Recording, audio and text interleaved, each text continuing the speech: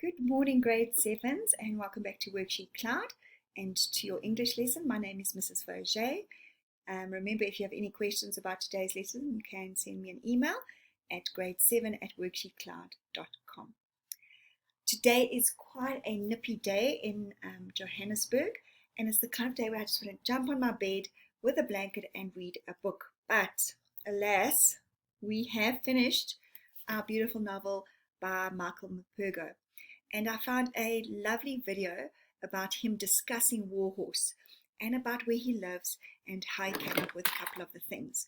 So I thought we'd jump into that this morning, and then we might have a quiz and a couple of other things along the way, just to wrap up things that we learned along the way. So here we go.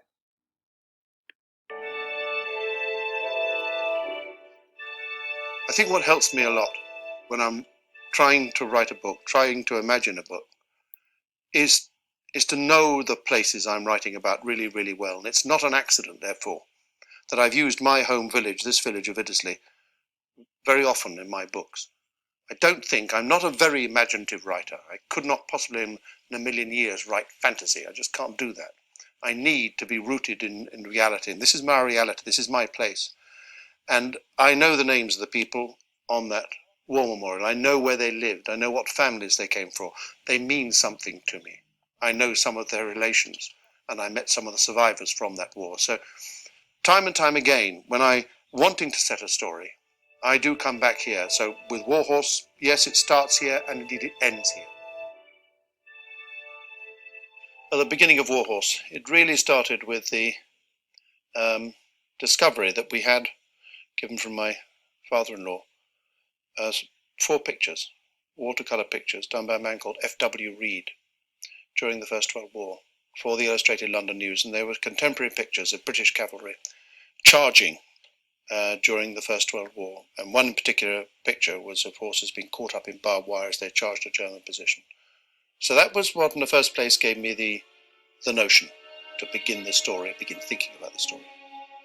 The writing process began as it always does with me, with not writing at all, which is doing a lot of research, reading around the subject a lot, visits to the Imperial War Museum, and most importantly of all, finding the voice for the story. And in this particular case, it was really important to me to find the voice of the horse, because I wanted this to be the story of the First World War, the story of the universal suffering during that war on all sides and by civilians who were in the middle of it all.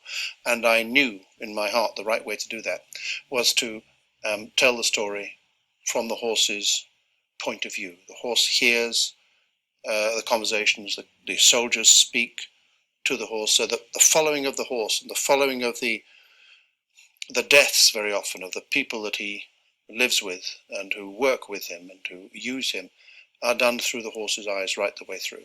And indeed, the fellow suffering of his horse friends as well. Quite accidentally, I'd already really started writing the book, got going, found the voice, I thought, and I got lucky. You have to get lucky writing a book. And I came across, it was a picture of a racehorse dated 1877, of a winner of a race in Nottingham. Not a great picture, but a pleasant picture. And it was of a horse looking out of the canvas at me, and I looked back at him, and I thought, I do want that picture. And I wanted it particularly because I thought I could model at least either on my main character horse or another one on this picture. And there was the name Topthorn. It wasn't Joe, it was Topthorn. And I bought this picture and very much modelled Topthorn on this picture. But also, more importantly, I decided then to begin my story with this picture, which hangs in the hall, in Iddesleigh Village Hall. And I told a little lie, which fiction writers very often do. I said it was a picture of Joey, and I said it hangs in the village hall. And it doesn't hang in the village hall, and it isn't a picture of Joey. But that doesn't stop people turning up at the village hall to look for it, which I like.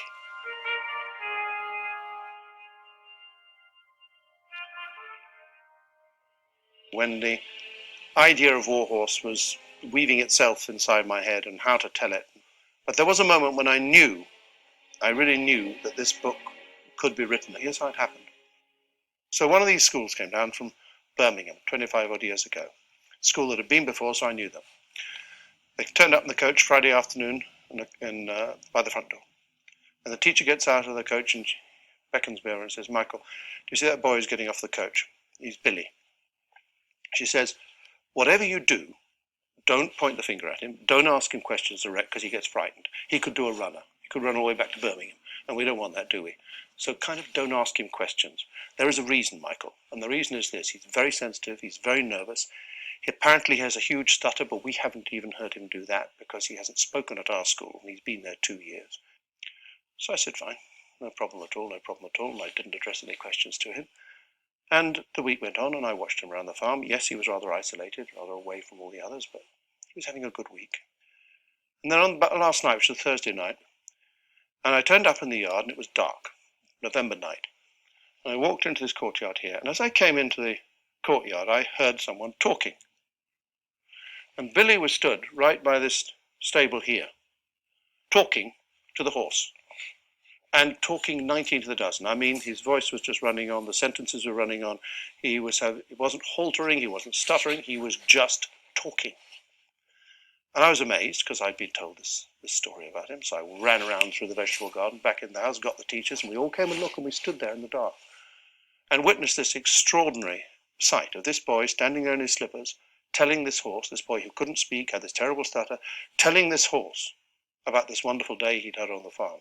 It was one of the most moving moments of my life, and what it did, because I was already thinking about Warhorse and the horse telling the story, it simply convinced me of how important the relationship could be between animals and people, particularly between horses and people, how they seem somehow to grow in each other's confidence, particularly when there's kindness around, and in this case, of course, particularly when it's a child that was concerned.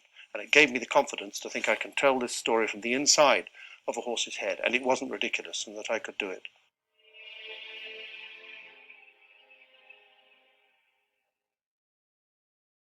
So I wrote the book finished, final full stop, sent it off to my agent. Then there's this awful waiting moment. Will they, won't they, will they, won't they join my particular little literary dance? And I got lucky. Publisher called K & Ward, publisher called Rosemary Debenham, who worked there, liked the book a lot, said she'd publish it. And I thought, yay, great, great, great. And I was very, very excited because my first really long novel, and the first novel I thought was really any good. So the book was out there in hardback, in paperback, but it didn't do very well. Anyway, some 20 years after publication, nearly 25 years after publication, I got a phone call from the National Theatre saying they'd like to do a play of it. My first reaction was that I thought the National Theatre were nutters, because you can't make a play, I didn't think, of a book like this, of two horses, or one horse in particular, in the First World War. How do you do that? It was simply beyond my imaginings. So I thought actually it would die the death, and someone realized it's about horses and you couldn't do it, so there we are. And then it got serious, and suddenly I was invited up to meet Tom Morris, who seemed very set on the idea, and they were going to get a scriptwriter, and they were going to get a great director. And then I heard news that they were going also to have these extraordinary puppeteers, handspring puppeteers from South Africa, who had made, and I was shown, these extraordinary animals and could animate them with people inside in the most magical way. And I began to believe maybe this could be really interesting.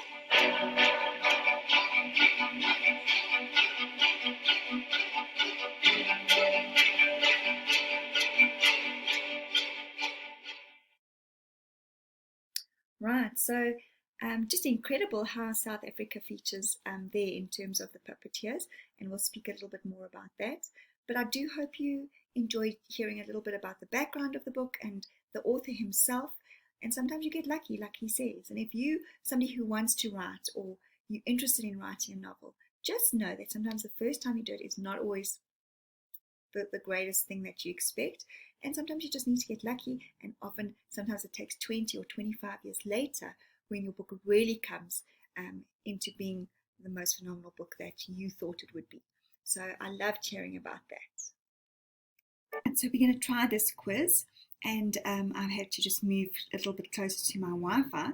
So we are going to do it together, and I am going to send you some links that you can do when you get to the activity at the end. So let's see if this works. Here we go.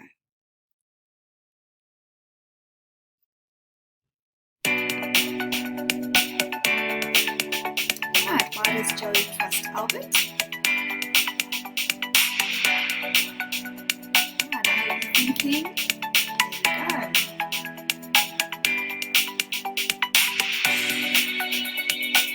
What does Albert do in order to keep Joey?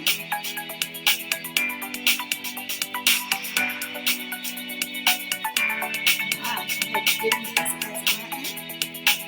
Moving up the ranks.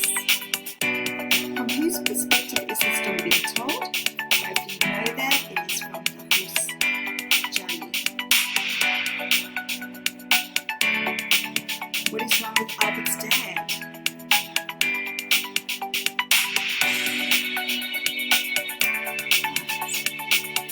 You might see what happens when you get an answer wrong.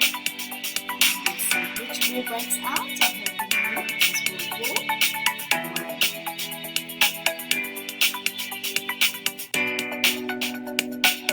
Why did Albert name the colt Joey? Do you remember?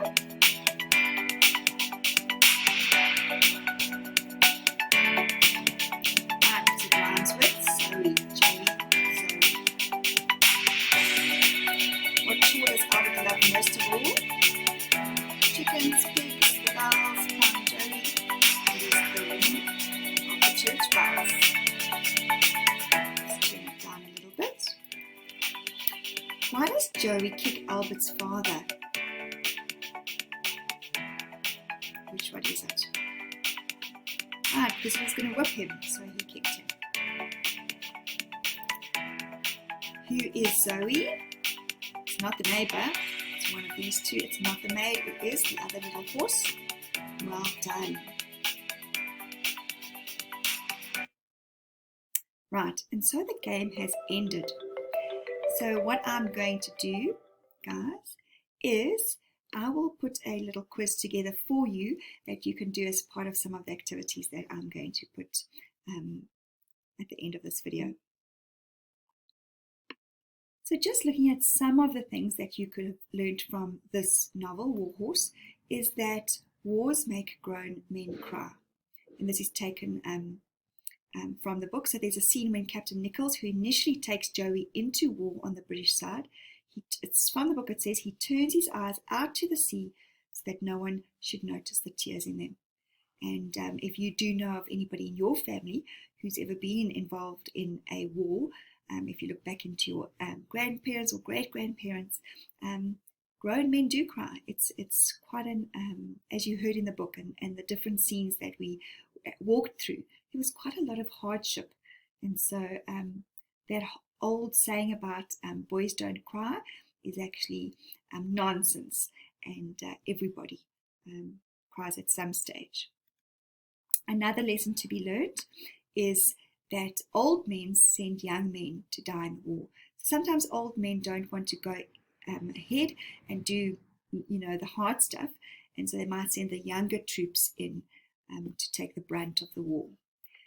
Another thing that we learn is in war, both sides are the same. Joey makes that observation when he's drafted into the service by the English and later the Germans. He says all that was different were the uniforms. So both sides are the same. Each side has both good men and bad men. Each side has men with similar dreams, hopes, and fears. No one side is all bad or wrong, just as no side is all good and right. And so that's a good, in terms of war, that's a good observation. And then finally, in terms of war, there are no victors in a war.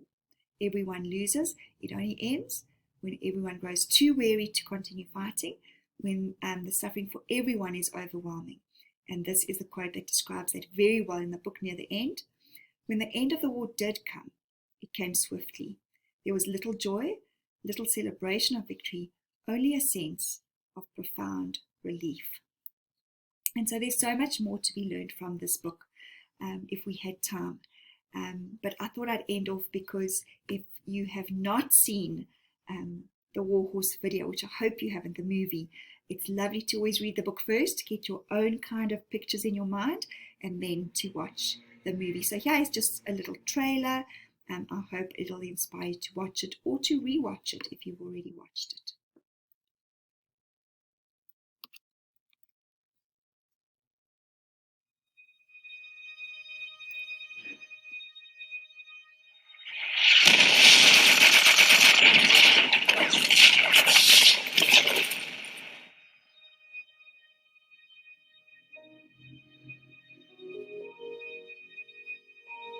What is it? It's a horse they found wandering about in no man's land. What kind of an horse? A miraculous kind of an horse, be my guess.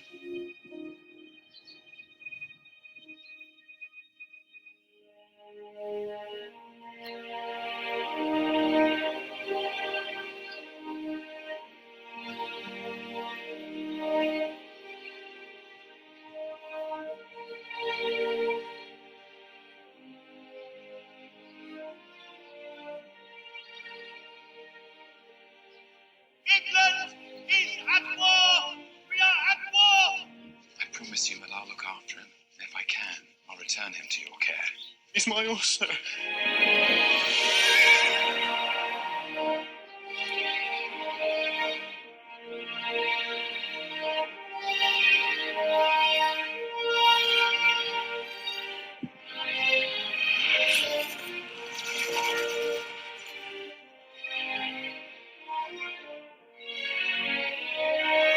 Can you imagine flying over a war? And you know you can never look down. You have to look forward, or you'll never get home. It is an honor to ride beside you. Let every man make himself and his country proud. Be brave. Be brave. Be brave.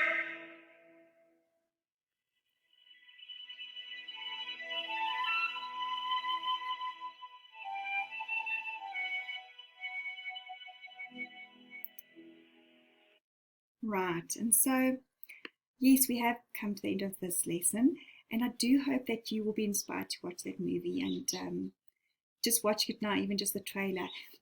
Every now and then I get a lump in my throat because I think when you actually see it and the way that we've looked at some of our visual lit and how they use noises and lighting and music to create that dramatic effect will at times bring you to tears. And so nothing left, for me to say except that remember you can email me at grade7@worksheetcloud.com, and then I will have an activity. I'm going to put one or two quizzes in there for you as well. And then just to thank you for watching, grade 7s. I do hope you've enjoyed that book. Please let me know your thoughts, and I will see you again soon. Take care, everybody. Bye.